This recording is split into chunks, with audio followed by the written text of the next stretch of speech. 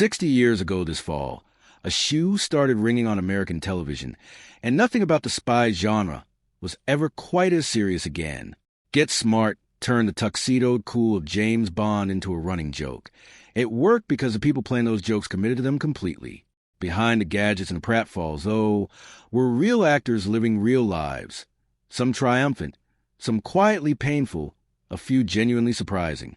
6 decades later, most of the people who made Control and KOS a part of American living rooms are gone. A couple are still very much here. Let's go through the cast, one by one, and separate the legend from the fact. Created by Mel Brooks and Buck Henry, Get Smart premiered on NBC on September 18, 1965, and ran for 138 episodes across 5 seasons before ending its original run in 1970. It picked up spy movie tropes wholesale: the secret HQ, the femme fatale partner, the outlandish enemy organization, and then undercut every one of them with a hero who was, by design, not very good at his job. The show would go on to win multiple Emmy Awards and inspire 2 revivals, a reunion movie and a 2008 feature film. But the story of the people who built it, off camera, is far less tidy than the show's jokes ever were. Don Adams anchored the entire show as Maxwell Smart for all 5 seasons, from 1965 to 1970, and he won 3 consecutive Emmy Awards for the role between 1967 and 1969. He was 42 when the series began. His catchphrases, "Sorry about that, Chief, missed it by that much," and "Would you believe?" spread into everyday American speech well beyond the show's run. What a lot of viewers never learned was that Adams was born Donald James Yarmy in Manhattan on April 13, 1923, the son of a Hungarian Jewish restaurant manager and an Irish-American mother. He dropped out of high school at 16 and enlisted in the Marines during World War II. Stationed in the Pacific, he contracted malaria at Guadalcanal and very nearly died from it. After recovering, he served out the rest of the war as a drill instructor stateside. That near-death illness and the discipline of the Corps shaped the clipped, unshakable delivery he later brought to Maxwell Smart, a performance he modeled, by his own account, on the actor William Powell. Get Smart was actually written with Tom Poston in mind, and ABC passed on the project entirely before NBC picked it up and handed the lead to Adams, who happened to already be under contract with the network. It turned out to be one of the more fortunate accidents in television history. The show cracked the top 25 in the ratings during its first 2 seasons. Adams married 3 times, to Adelaide Adams, Dorothy Bracken, and Judy Luciano, and had 7 children across those marriages. He took his stage surname from his first wife, a singer, after Get Smart ended. Typecasting followed him relentlessly.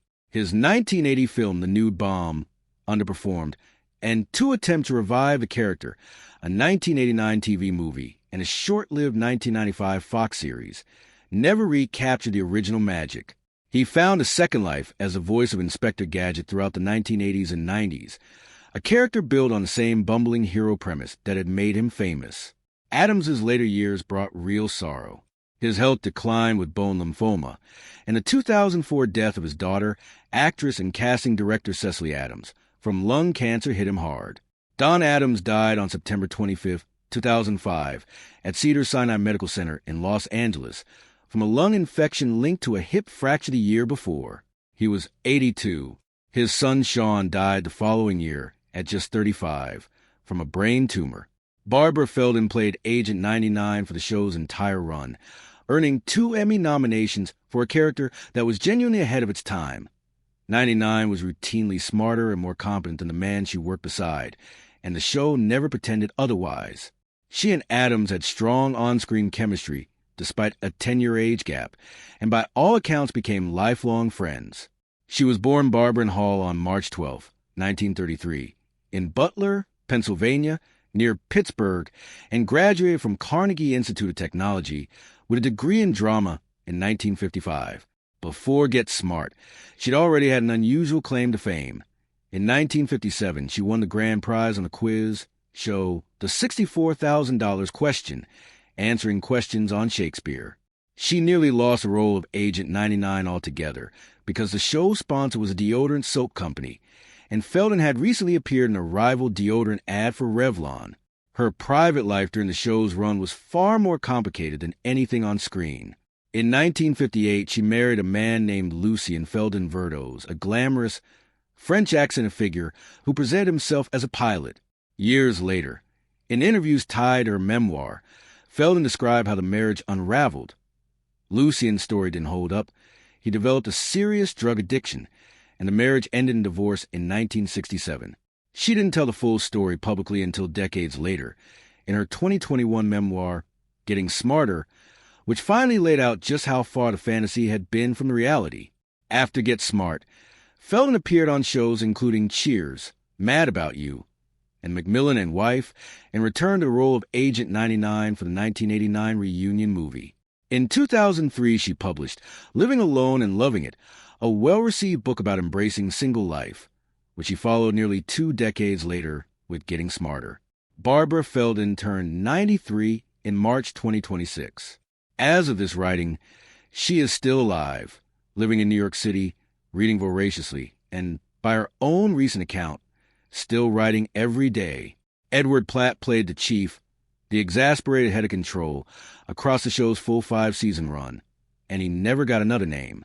Producer Leonard Stern later said flatly that Platt was irreplaceable, that he brought paternal patience wrapped around barely suppressed fury that made Maxwell Smart's bumbling feel like it existed in a real world. Don Adams himself said the show simply didn't work without him. Platt was born Edward Cuthbert Platt on Staten Island on February 14, 1916. He attended Princeton University but left after a year when he became interested in opera, then trained at the Juilliard School. Before acting, he sang bass with the Mozart Opera Company and worked as a band vocalist with Paul Whiteman's orchestra. He served as a radio operator during World War II and afterward briefly anchored local television news in Texas.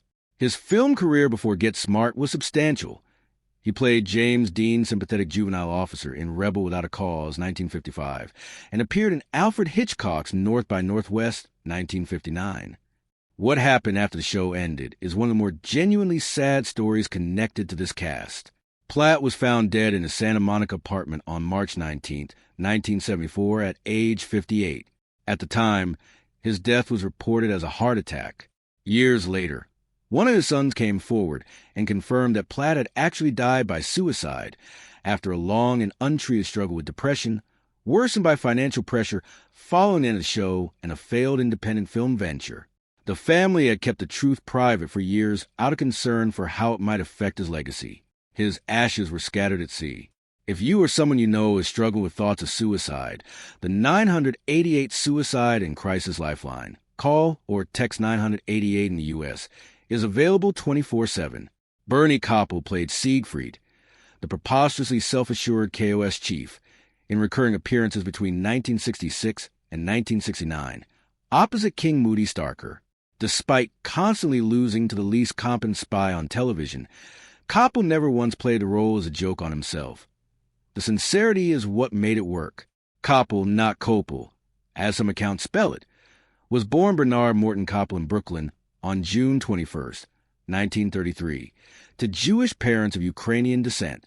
He earned a drama degree from New York University in 1955, then served in the U.S. Navy, working as a librarian at a naval air station and later aboard the battleship USS Iowa. Back in Los Angeles, he drove a taxi and sold vacuum cleaners while trying to break into acting. His break came when producer Leonard Stern caught his performance as a Russian peddler at the Players Ring Theater and cast him as Siegfried on the strength of it. After Get Smart, Koppel found even bigger and longer-lasting fame as Dr. Adam Bricker, Doc, on The Love Boat, a role he held for the show's entire run from 1977 to 1986, appearing in 250 episodes. He's reprised Siegfried multiple times over the decades, including in the 1989 reunion movie, the 1995 revival, and a cameo in the 2008 Get Smart film.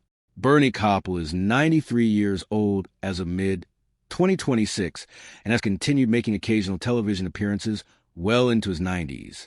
Dick Gautier appeared in only 6 episodes across 4 seasons as Hemi, the emotionless control robot who defects to the good guys largely because Maxwell Smart is the first person to treat him like a person. It was a small number of appearances that left an outsized mark. Hemme eventually served as best man at Max in 99's Wedding, and his deadpan literalism, famously shooting out a light switch when told to kill the lights, became one of the show's most quoted running gags. Gautier was born Richard Gilbert Gautier on October 30th, 1931, and had already built a genuine Broadway career before television found him. He originated the role of Conrad Birdie, the swivel-hipped Elvis-inspired rock star, in the original 1960 production of Bye Bye Birdie, earning a Tony nomination in the process. He was discovered for television work while performing as a nightclub comic. Mel Brooks later cast him as Robin Hood in the short-lived 1975 series, When Things Were Rotten, and Gautier went on to build a substantial career as a voice actor to the 1980s, including voicing Rod Diamond's Prime in The Transformers. Gautier reprised Hemme for the 1989 reunion film. He died on January 13, 2017, at an assisted living facility in Arcadia, California, after a long illness. He was 85. David Ketchum joined the cast in the show's second season as Agent 13, the perpetually put-upon field operative always discovered crammed into some ridiculous hiding spot, a mailbox, a vending machine, a washing machine. The joke, somehow, never wore out. Ketchum was born on February 4th, 1928, in Quincy, Illinois. Before landing on Get Smart, he had series regular roles on two short-lived sitcoms, I'm Dickens, He's Fenster, and Camp Runamuck, and had spent years hosting a radio show and touring with the USO. What set him apart from most of his castmates was his second career. Ketchum became a prolific television writer, contributing scripts to MASH, Happy Days, Laverne and Shirley, MacGyver, The Love Boat, Wonder Woman, and dozens of other series across more than 5 decades, including a Writers Guild America Award nomination for a classic MASH episode. He reprised Agent 13 for both the 1989 reunion movie and the 1995 revival. David Ketchum died on August 10, 2025, at a care facility in Thousand Oaks, California, at the remarkable age of 97, making him, by the time of his passing, one of the longest-lived members of the original cast. He was survived by his wife of nearly 7 decades, 2 daughters, 3 grandchildren, and a great-grandson. King Moody played Starker, Siegfried's bewildered, permanently confused henchman, in roughly a dozen episodes between 1966 and 1969. He didn't need many words. His entire comic function was to absorb Siegfried's contempt with a straight face, and he delivered it with total precision every time. Born Robert Moody in New York City on December 6, 1929, he'd actually auditioned for the role of Hemme the Robot first, and failed to land it before landing Starker through his close friendship with Bernie Koppel. Before Get Smart, he had already built a career in genre film and television, including playing the spaceship captain in the low-budget 1959 sci-fi picture Teenagers from Outer Space. Here's a detail that connects him to something far bigger than the spy spoof he's best remembered for, from 1969 to 1985. King Moody played Ronald McDonald in McDonald's television commercials, the longest run of any actor to portray the character. He was doing that quietly. At the same time, McDonald's was becoming one of the most recognizable brands in the world, without most viewers ever connecting the clown to the KOS henchman. He reprised Starker for the 1989 reunion movie. King Moody died on February 7, 2001, in Tarzana, California, at age 71. Victor French appeared in just 3 episodes during the show's first season as Agent 44, another control operative who turned up in absurdly cramped hiding places. A mailbox, a ship's porthole. French's large, gruff build made the gag land even harder by contrast. He was born Victor Edwin French in Santa Barbara, California, on December 4, 1934, into a show business family. His father, Ted French, was a stuntman and Western actor, and Victor started his own career the same way. For years, his size and bearing typecast him almost exclusively as thugs and heavies across dozens of early television roles. That changed when he met Michael Landon on the set of Bonanza. The two became close friends, and Landon later cast French as the warm-hearted Isaiah Edwards on Little House on the Prairie, beginning in 1974, a role that broke every assumption Hollywood had built around him. They reunited a decade later on Highway to Heaven. French was diagnosed with advanced lung cancer in the spring of 1989 and died just months later, on June 15, 1989, at age 54, the same age Michael Landon would be when he died of cancer 2 years afterward. Landon reportedly told a colleague privately that he believed alcoholism, not the cancer alone, was what really took his friend, though the reported and generally accepted cause of death remains lung cancer. At French's own request, there was no funeral service. His ashes were scattered at sea near Santa Barbara. Ellen Wesson joined the show in its 3rd season as Dr. Steele, a control scientist working deep cover as a showgirl, appearing in 3 episodes. It was a small but memorable run, and fans of the show have kept talking about her performance for decades since. She was born Ellen Rachel Weinstein in New York City on April 19, 1939, the daughter of 2 educators. She trained at the High School of Performing Arts and studied simultaneously at Hofstra, NYU, and Hunter College before leaving school to act full-time, later finishing her degree anyway. Broadway came first. She appeared in Toys in the Attic, A Far Country, and Mary, Mary, before television roles followed, including recurring parts on SWAT, The Guiding Light, Another World, and The Young and the Restless. She later built a second career behind the camera as a television writer and producer, eventually serving as head writer of Guiding Light from 2002 to 2004. This is where the story needs an update, and an important one. Ellen Wesson did not live to see the show's 60th anniversary. She died on May 28, 2026, at Cedars-Sinai Medical Center in Los Angeles at the age of 87.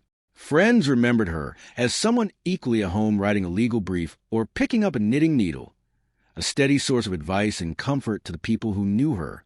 Of the 8 core cast members most closely tied to Get Smart, only one is confirmed still with us. Barbara Feldon, now 93, the sharpest mind control ever had. Bernie Koppel, at 93, was alive and working as recently as this year as well. Everyone else, Don Adams, Edward Platt, Dick Gautier, David Ketchum, King Moody, Victor French, and